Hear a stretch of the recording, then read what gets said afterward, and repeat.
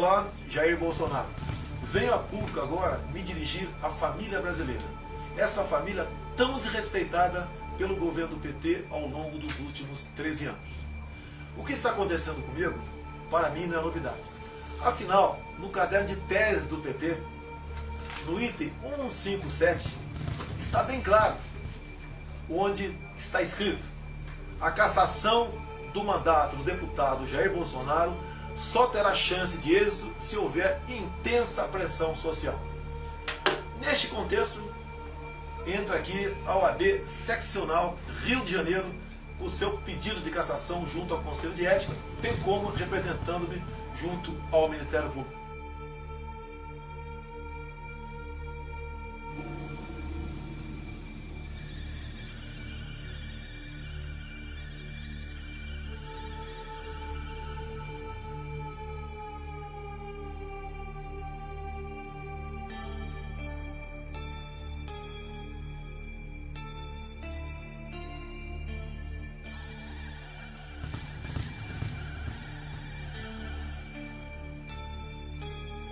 O seu presidente diz que seu pai foi um desaparecido político.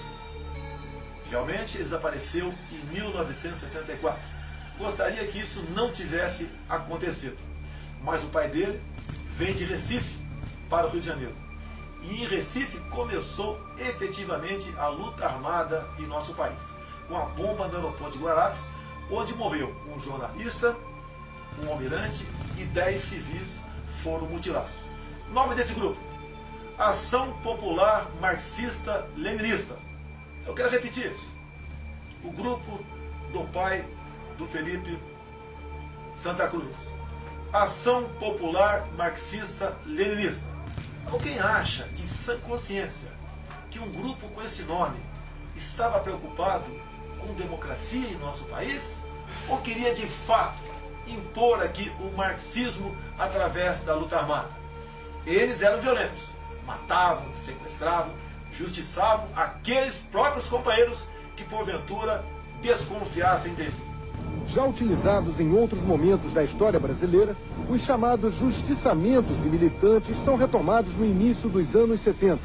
É quando entra em declínio a guerrilha urbana contra o governo militar, implantado em 64. O assassinato do ex-militante comunista Salatiel Teixeira Rolim, no chinês, foi provavelmente a última ação de justiçamento promovida por grupos guerrilheiros que atuaram no Brasil nas décadas de 60 e 70.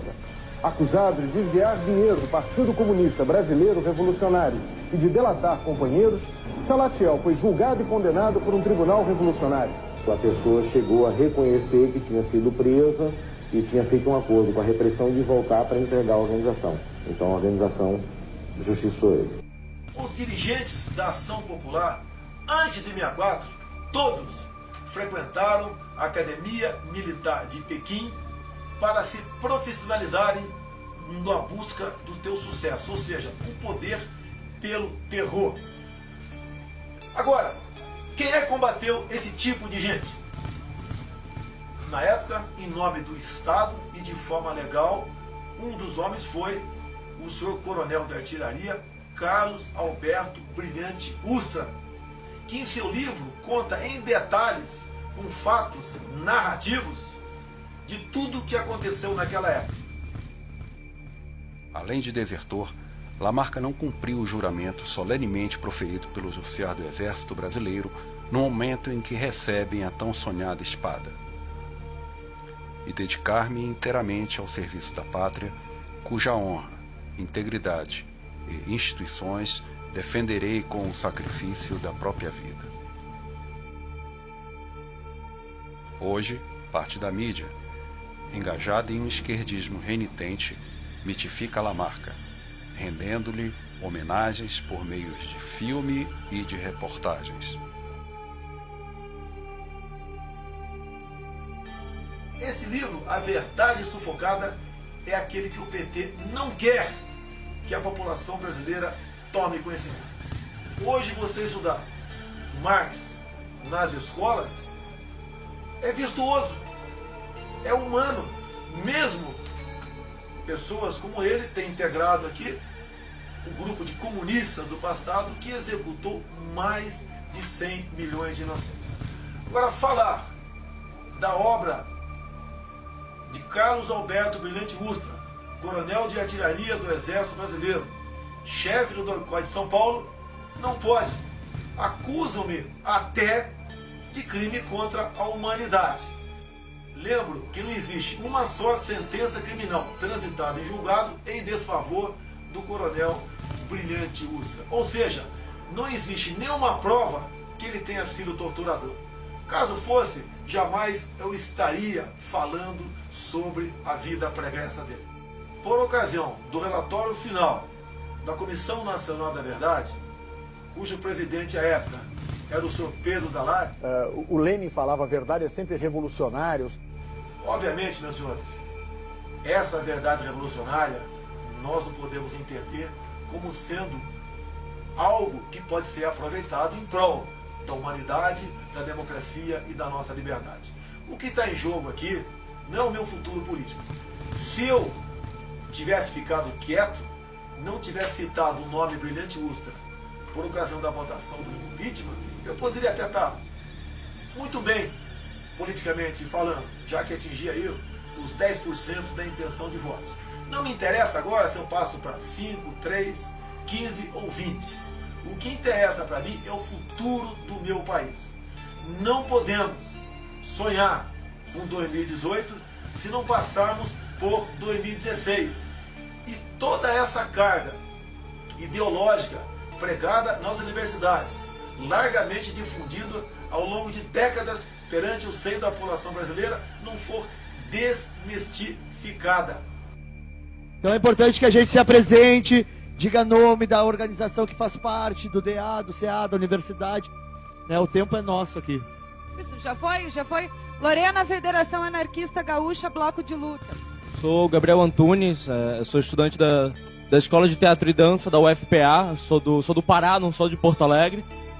Sou do Vamos à Luta, da SESC do PSOL.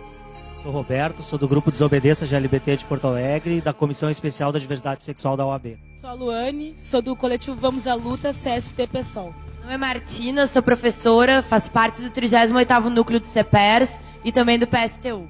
Juliana, do Centro Estudantil de Relações Internacionais da URGS, do Movimento Mudança e da Juventude do PT.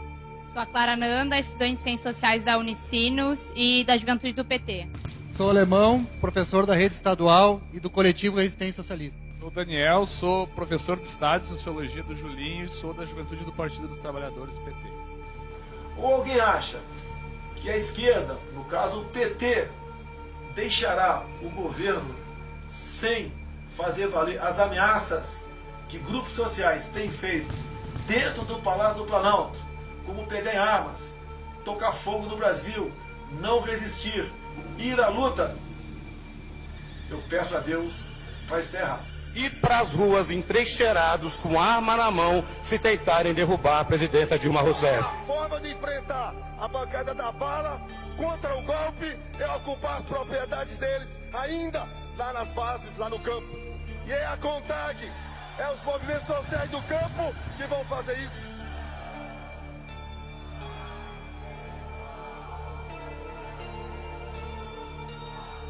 Milhares de mudas transgênicas criadas por meio de pesquisas desenvolvidas há 14 anos foram destruídas durante manifestação com mais de 1.000 mulheres ligadas ao movimento dos trabalhadores rurais sem terra, o MST. As mulheres entram na empresa e destroem as estufas onde estavam os testes. As manifestantes vieram direto para as estufas onde a empresa faz pesquisas com novas espécies de eucaliptos. As mulheres destruíram milhares de mudas que estão sendo desenvolvidas desde 2001. Em meu voto, antes de eu citar Carlos Alberto Brilhante Ustra, outro parlamentar citou Marighella, que tem como legado para o Brasil e o mundo o seu mini manual de guerrilha, onde ensinava de forma clara e didática a execução dos crimes mais bárbaros possíveis para chocar a opinião pública e chegar ao poder, como sequestros, assassinatos, roubos e execuções de policiais militares. Marighella, ¿existen en Brasil fuerzas revolucionarias capaces de resistir a la dictadura y de ir a una lucha armada contra el régimen? Sim, existem essas forças.